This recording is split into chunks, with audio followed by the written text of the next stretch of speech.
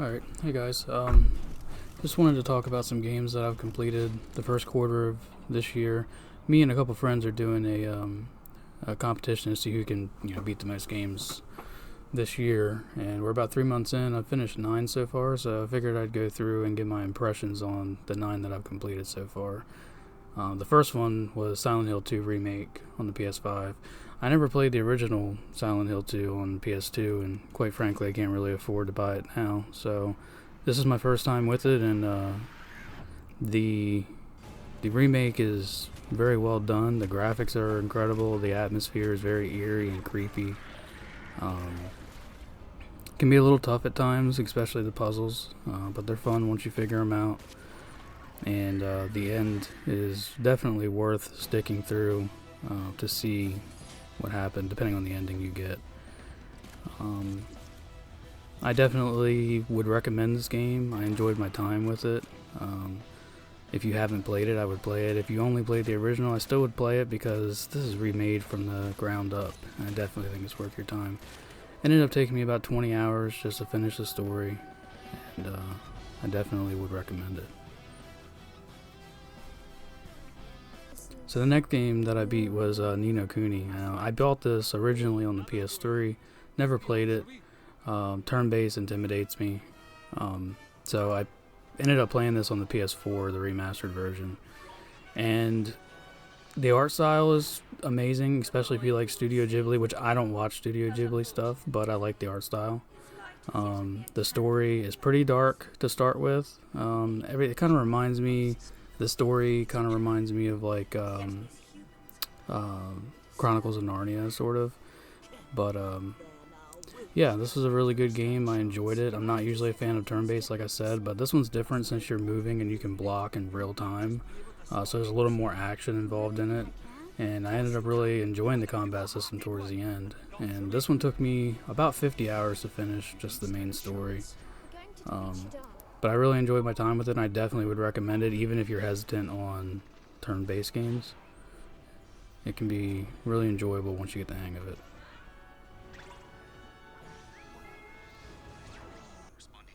The next game I played was Dead Space Remake, and this is another situation where I never played the original. The graphics in this are some of the best that I've seen on PS5, to be honest. The sound design in this is incredible. You have to listen to the sound design of this game. It kind of makes the game. My biggest complaint, and I play Souls games sometimes, not all the time. I struggle through them, to be honest. But the difficulty in this I felt was really high for normal. Maybe I just suck. I don't know. I don't mind dying a bunch of times, but this just felt really punishing for a normal difficulty. But once you get past the difficulty, or even if you play it on easy, I played it on normal. It definitely is worth it. I think the hardest part for me was getting used to shooting limbs instead of going for headshots, which is what you're kind of taught for most of other games, and now you're shooting limbs off instead. And of course your ammo is limited because it's survival horror, and but the atmosphere is great. I definitely would recommend it if you've never played any of the Dead Space, the original or this one. And this game took me about 15 hours to finish the main storyline, and yeah, I'd recommend it. I think it was good.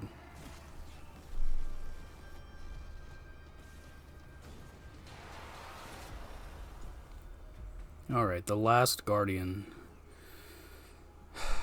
I want to love this game so much more than I really did. And this game, what ruined it for me... I like the game, but what ruined it was the controls.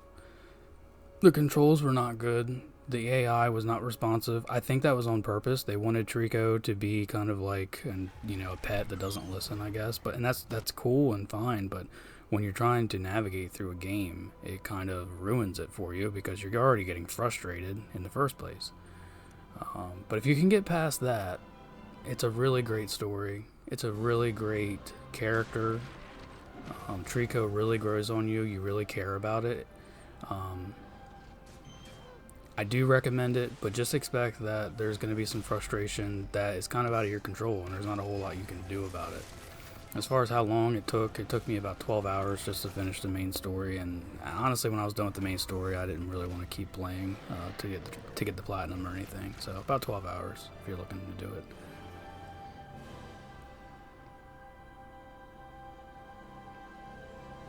Alright, the next game I played was Crash Bandicoot 4.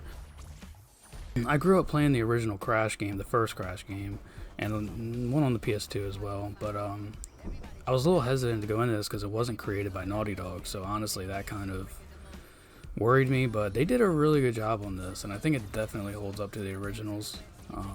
There's some easier modes in here you can do. There's like a retro mode and normal mode, so you can kind of switch between that if you're getting frustrated. It's a pretty punishing game. I don't think it's as hard as the originals, but it is pretty tough. The level design is amazing. It's probably the best part of the game, and the only thing I really didn't care for was, you know, how it switches between 2D and 3D so often. It's not like here's a 2D section, here's a 3D section. It's kind of on the fly switching between 2D and 3D, and for me, which you might not have this issue, but for me, if it's a 2D section, I have to use the D-pad, and if it's a 3D section, I have to use the analog stick. So I'm just constantly taking my thumb from one to the other in real time, which once you get used to it, it's totally doable, but it's a little frustrating. Overall, I think it was pretty good. I definitely recommend it. And this game took me about 13 hours to finish the main story. Until Dawn was the next game, and this one's pretty different than everything else I played this quarter. It's a decent game. It's a decision-based game, so you're constantly making choices, and you don't really know how those choices are going to play out until you do it. It kind of feels like a campy, like 2000s teen horror movie, which I actually kind of appreciated. It was pretty relaxing compared to the other games that I played this quarter, not having a whole lot of combat really involved. Pretty relaxing. Overall, I had a good time with it. I enjoyed the story. I did go back and redo a decision at the end of the story because I felt like I got, ripped off. Which you can totally do that. You can just reload your save and make the other decision instead of doing the decision that you made the first time. I would like to go back eventually and maybe try the other options, but I don't know if I will or not. Maybe Platinum Trophy would be cool on this one day. I did play the PS5 version since I never played it on the PS4, and graphics is great, story's pretty good, acting's pretty good, character development's really good. I definitely would recommend it if you haven't played it. This one took me about 8 hours to finish, just the main story.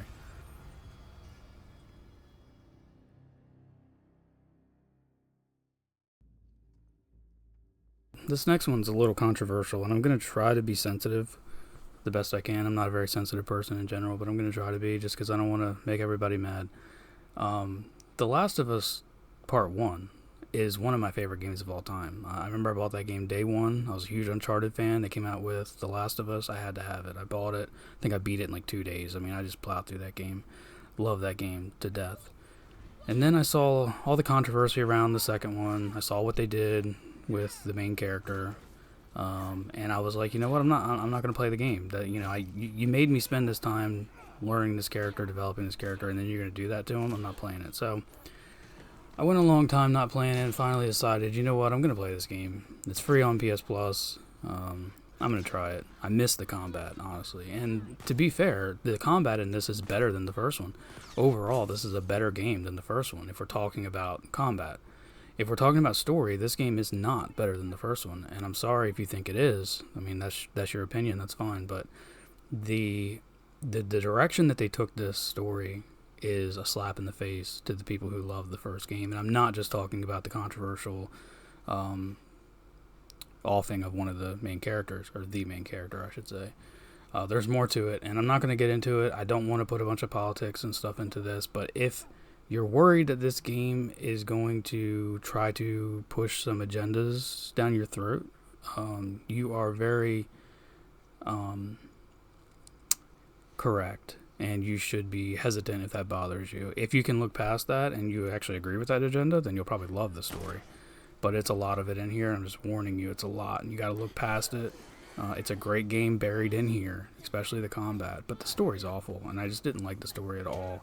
I would recommend the game if you played the original and loved it and you want the combat back, but just know the risk. This game took me about 25 hours to finish. The next game that I completed was High on Life, and this isn't a game that I would normally ever play. My son recommended it to me, and It's got a very weird sense of humor. I have kind of a dry sense of humor, and this sense of humor really just was obnoxious to me. Um, it's a fun game. The bosses are cool, and I did enjoy, going through the game. But God, it was annoying sometimes, and it's just over the top obnoxious. But it's a first person shooter, and if you like that kind of stuff and you like the Rick and Morty type humor, you'll like it. The colors are great, the graphics are cool, the gameplay itself's pretty fun, boss fights are pretty good. Overall, I'd say it's a middle of the road game for me. And this game took me about 8 hours to finish, so it didn't overstay its welcome. Alright guys, the last game that I played for this quarter that I just finished was the first Berserker, Khazan. Friend of mine in the competition, part of the deal for him to actually agree to do the competition, because there is a little bit of money on the line, is that I would play this game, because I had been refusing to play it. So I agreed to do it. I bought the game, played the game, beat the game. Sekiro is my favorite Souls game, and what I like about Sekiro is they hand you the mechanics and they say, you're going to learn these mechanics, and if you don't learn them, you're not finishing the game, and you're just going to use these mechanics. We're not giving you any other way out. And this game doesn't do that. This game gives you 3 different weapons to choose from. You're allowed to grind, so you can grind to level up, which makes it easier. There's tons of things you can do, things you can level up and stuff that you couldn't in a game like Sekiro. There's a lot of customization, I guess is what I'm looking for. It's a great game, and I do recommend the game. But you have to know that there are easier routes that people are taking to achieve the same thing that you're achieving. Now, I played dual wield because it was the most similar to Sekiro, and I did play on normal. There is a hardcore mode. I did bump it to hardcore towards the end because the friend was giving me crap about it, so I put it on hardcore. I beat the game on hardcore. I did not do the true ending on hardcore. I bumped it back down to normal for the true ending, which is a longer boss fight. I did get the platinum in this game. The platinum's not too bad. If you beat the game, you can get the platinum. It's not bad at all. Yeah, I like the game. I tend to prefer more simplistic Souls games though when I play a Souls game, and I do recommend it. I think most people would enjoy this type of Souls game more than Sekiro because most people do. But I do recommend it. I did it, like I said, I got the platinum, and the whole thing took me about 46 hours around that. Yeah. Khazan's great. I don't know if I'd say it's the best game I played this quarter, but it's up there. It's a really great game, and you should definitely check it out. So I want to say thank you to anybody who made it to the end of the video. It's kind of a long video, and I know I'm new to this, and I'm just trying to get used to it. But these are the 9 games that I beat for this first 3 months of the year. I'm pretty far ahead in the competition right now, but we'll see if they catch up in quarter 2. And let me know in the comments like what you've been playing so far this year. And kind of with this competition, my goal is to knock out some of my backlog, because I have a big backlog, and these are games I've been wanting to get around to, so it was great to be able to actually play them. So I appreciate everyone watching.